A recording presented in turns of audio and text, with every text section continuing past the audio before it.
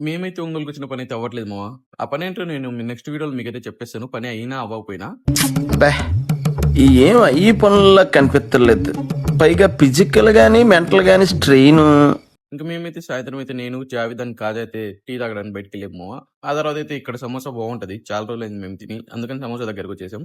ఆ తర్వాత సమోసా తీసుకొని తినేసి కాజా చేత అయితే బిల్లు కట్టించాను మావ. ఎందుకంటే కాఫీ షాప్‌లో బిల్ నేను కట్టాను కాబట్టి. వాడు చూడండి మావ ఎలా సిగ్గుపడుతున్నాడో వీడియోలో ఫస్ట్ టైమ్ వాడు గూడా. ఆ తర్వాత జూడియోలో అయితే ఏదో సేల్ ఉందంట మావ. 299 ఆర్ లెస్ అంట. అందుకని మేమైతే లోపలికి వెళ్ళిపోయాం. వాడు చూడండి మావ ఎంతసేపు ఫోనే చూస్తున్నాడు. లోపలికొచ్చి చూస్తే ఇక్కడ ఏం సేల్ కనపడట్లే మావ మాకు. అందుకని కాస్త ముందుకొచ్చి చూస్తే పిల్లల షార్ట్‌ల పైన 299 అని రాసుంది మావ. ఎవడు అడిగాడురా నిన్ను? దీన్ని చూసి మేమైతే షాక్ అయిపోయాము. ఇంక ఇవన్నీ కాదులని 2 సాక్సులు తీసుకొని వచ్చేసాము మావ.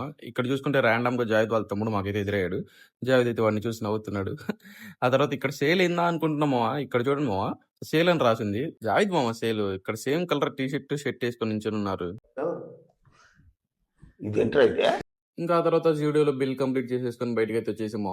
బయటికి రాగానే ఇక్కడైతే సోడా బండి ఉంది. అందుకని జావేద్ డబ్బులతో అయితే సోడా తీసుకున్నాము. ఎందుకంటే నా డబ్బులు, కాజా డబ్బులు ఖర్చయిపోయాయి కాబట్టి. ఇంక చూసుకుంటే అంతే మావ. నెక్స్ట్ వీడియోలో నేను ఎందుకొచ్చానో ఒంగోలుకి మీకైతే క్లారిటీ ఇచ్చేస్తాను.